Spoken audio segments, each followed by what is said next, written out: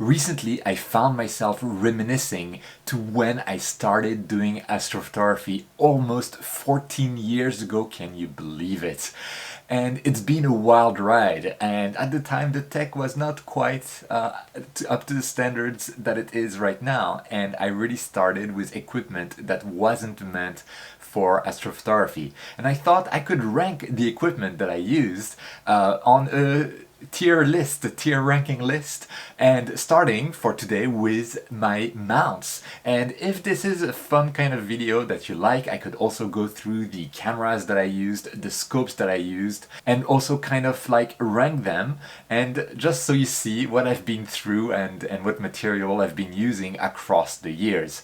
Now, I'm not going to list every single mount I've ever used because I borrowed some, etc, etc, but I'll really mention those that I spent quite a bit of time with. And so let's get started. The very first mount that I used for astrophotography was not a mount, it was a complete telescope set. It was probably still my favorite, even to this day, all-in-one kind of telescope that I ever owned. It was the Meade LT6, which appeared briefly before the light switch version of Meade telescopes appeared on the market. Light switch would be you turn on the telescope and then it aligns itself automatically and you have nothing to do.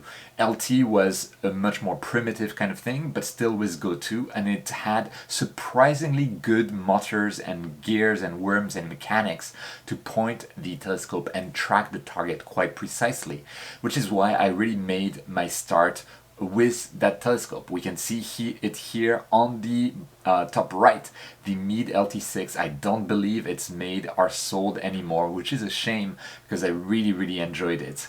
And so how would I rank it? Well, it was actually very, I took my very first astrophotography with it. Like, I took M42, I took the Lagoon Nebula to some extent, and I took galaxies. Even M51, I believe, was like the first I took with this telescope, and this was truly from the middle of Tokyo, even worse than when I am right now. So I have very fond memories of it, but it is an alt-az mount. It is fully integrated, it doesn't support guiding, it was very sensitive to the wind, it wasn't all that great. So with that, I'm just going to move it and put it as a D rank, not quite E, but D for nostalgia. Anyway, when I was like done with it, really like made me get bitten by the astrophotography virus, just like I hope I contributed to you getting sick with the same virus. But I went then with a proper equatorial mount, and with my means at the time I went with like the cheapest that I could find and that I could buy. It actually was the very start of the company called iOptron, which we know very well these days. And one of the mounts that they have was that they had was the SmartEQ Pro. They didn't have any dealer in Japan, so I actually ordered it directly from iOptron. And this mount, it's this one here. Again, top right, the second mount that I really ever used for deep sky astrophotography, and I paired it with a small 70mm refractor, and with that took my first image of the dumbbell nebula, where I could actually see details of the dumbbell, and again from the middle of Tokyo, even worse than I am right now. The problem is it broke after like 6 months. And despite like remote help from iOptron, I wasn't able to repair it at all. Like, the RA axis suddenly became completely stiff, absolutely unusable, never was able to repair it. So it did manage to get me my very first good astrophotograph, but I was really left wanting more. And so again, I'm almost putting it as E because it broke down. Yeah, actually, no, I'm gonna put it as D, because it really, while it worked, it served me well, and it was kind of my fault to order it from Japan when there was no reseller and I couldn't get proper support. For a small, light equatorial mount that is a starter mount that you pair with like a small refractor or a camera with a lens, I think it's pretty decent, although I personally these days go with the recent Skywatcher Star Adventure GTI, I think is the name. That's, I think, even smaller, lighter, and more modern all across. After that, the next mount that I had was the iOptron ZEQ25, and it was, in a way, to me, and I think to many others, it was a revolutionary mount because it was small, light, portable, and yet it tracked quite well, and it was cheap. All of these at once. And again, at the time there was no reseller in Japan, so I had to import it, and to save money I imported it without the tripod, and I would use it with a photo tripod because it had the 3 1/8 inch kind of a screw hole at the bottom of the mount, and so to polar align it, it was a nightmare. I remember those nights polar aligning it, not fun. And I also remember the light in the polyscope broke a few times. I had to actually get replacements from iOptron every couple of months until I just like abandoned, and I used the polyscope without the LED light to illuminate it. I was kind of like using my smartphone from the front to kind of illuminate it with a flashlight. That wasn't great, but the mount itself provided me great results overall. It was very wind sensitive though, but I managed to get images with even a 107mm refractor, and I used this mount for a couple of years. It was really good for me, and so it's here. It has, of course, like the Z shape, or the SEM, now they call it SEM for Chinese equatorial mount, or center equatorial mount. Yeah, I really enjoyed it. It worked really well for me. It didn't break, actually sold it in the end, and I would put it as an A. This, no, B, because of the issues that I had with the polyscope. But overall, this is a mount that I remember very fondly, and I think a lot of people remember it fondly. But after a while, I actually upgraded to another mount, this one here. This is the Vixen SXD2. This is not a mount that is very popular outside of Japan because it is actually very expensive, as far as I understand it, outside of Japan. Even in Japan, it's not cheap, but it is comparatively cheap because the price of mounts from abroad are artificially inflated in Japan. So overall, Vixen is kind of like the same price range. The SXD2 is a small, light, precise, fire and forget type of mount. I absolutely loved this mount, and to this day I regret selling it. It was an amazing mount. The Starbook 10 was a whole controller with it that I found superfluous, but at the time I guess it was revolutionary. And sometimes, like for automation of the mount for astrophotography via, at the time I was using Sequence Generator Pro, but I had also switched to Nina while I was using this mount. It had some bugs that I worked with Vixen to actually get fixed. So that was some of my first contributions really on the software side of astrophotography. It was a cracking mount. Small, light, super precise. It could really hold a huge telescope. For visual, I used it with my C11, which makes no sense, but it actually performed really well. It tracked really well, and there was never any fuss. The mount just disappeared. It's like it just worked. No tweaking, no nothing, just works. And that's one of the big advantages that I see with Vixen mounts. They're not quite like the premium mount level, but they're all of the Vixen mounts that I've used, they just work. And I really love this. And I still regret selling this mount. It was all over, I would say, almost a perfect mount, at least for me. So with that, in my case, again, this is just my opinion, I will put this SXD2 as S tier, also stands for regrets selling it. And the mount that I used in parallel with this one is another Vixen mount that is called the Vixen AP. This was a small equatorial mount, kind of like the same type as the ZEQ25, but it was actually even smaller and lighter.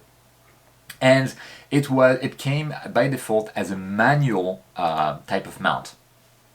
And you had a version of the mount called the APWM, it still exists now, that had two motors on both axes, and you had a very simple controller to move the mount around, but no go-to, except that you could use the Starbuck controller from my SXD2 with the APWM to transform it into a very slow but very workable go-to mount that worked on 5 volts.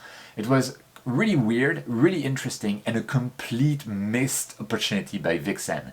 If they had made it into a pure, proper go-to mount, this mount, I guarantee, even in the US, would have flown off the shelves. It was basically a high-quality Skywatcher Star Adventure GTI mount, like a high-quality version, just works out of the box, can be guided, can have go-to, works on 5 volt. It's like everything positive about this mount, and it was just amazing.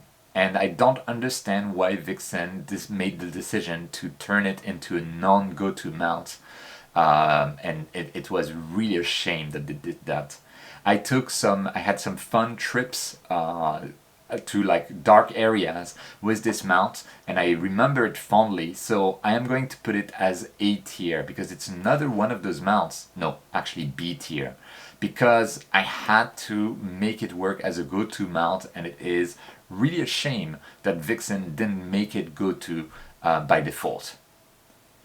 The amount that I tried after the SXD2 and after the APWM, and in parallel actually with my EQ6R, which I'll get to in a moment, is the Hobym Crux Traveler 140 mount.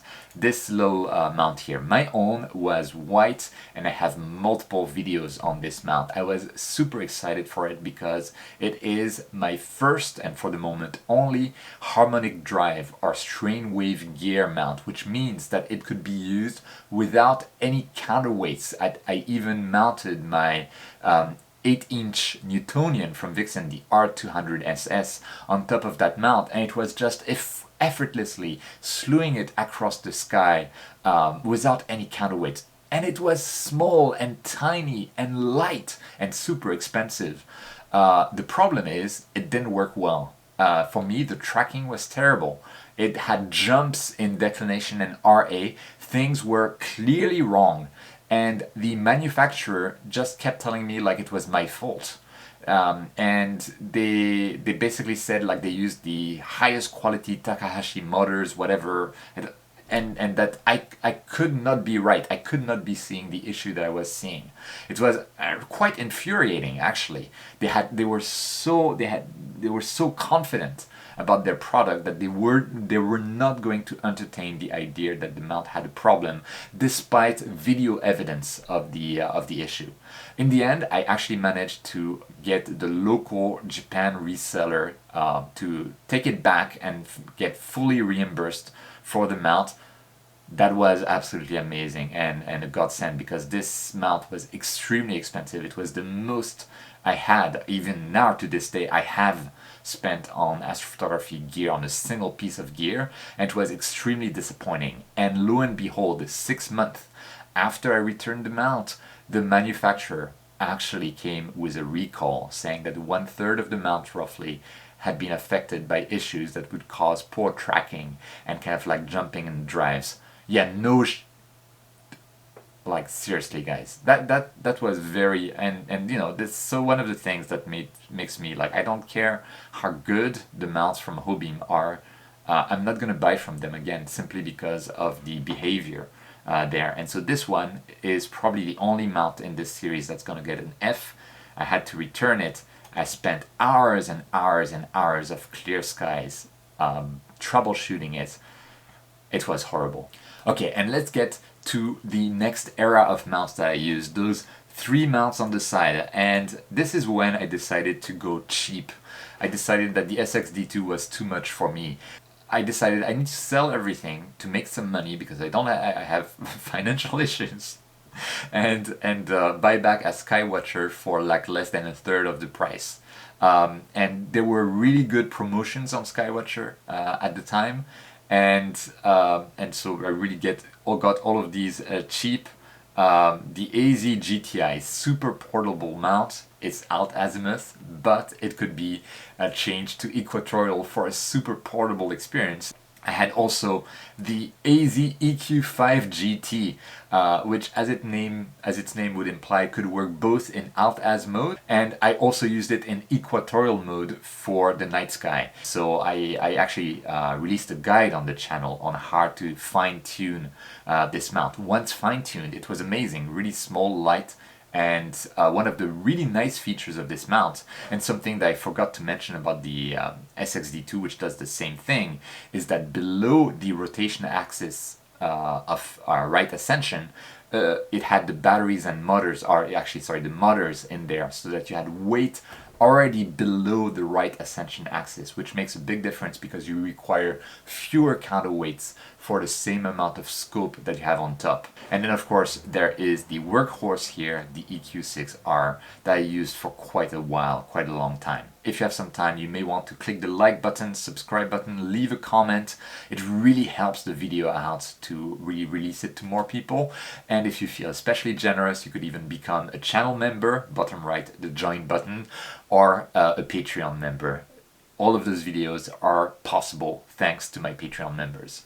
At any rate, AZ GTI, super light, super small, super portable, worked out of the box, worked even better with some tuning, and it's not perfect, it's guidable, and I'll put it here on the B rank. I'm kind of hesitating with the A rank.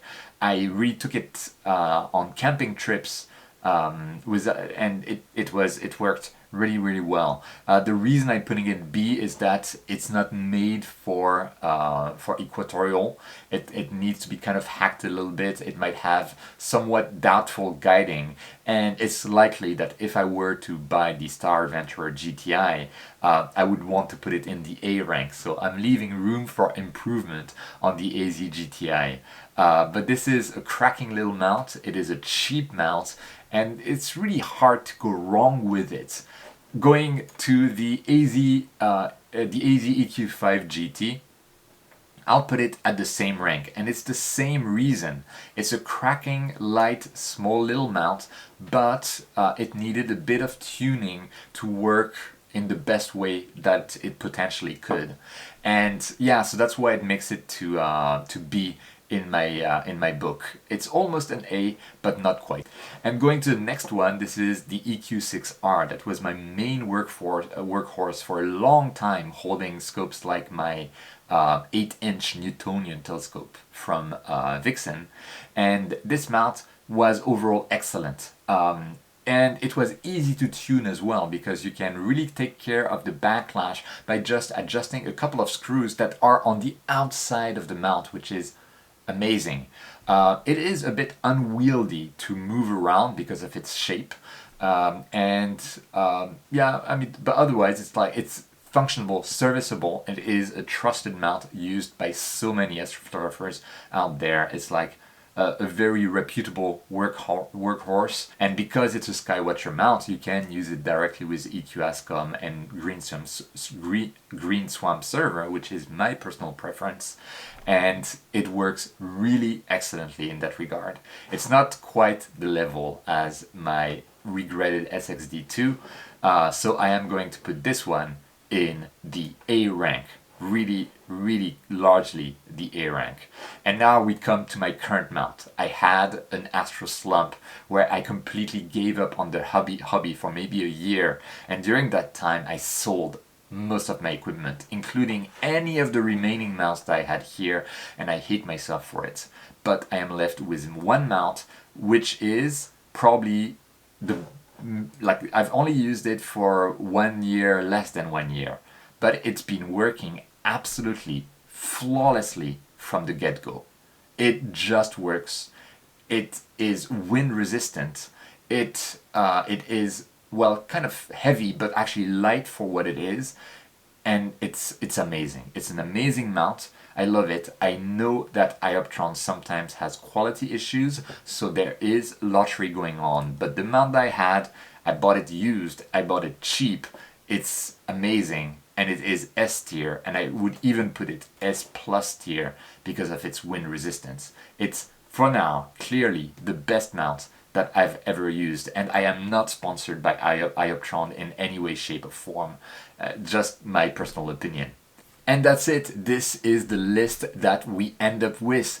What would have been your own ranking of those mounts if you've used them in the past? What mount do you use and how do you like it? What mount would you want to upgrade to?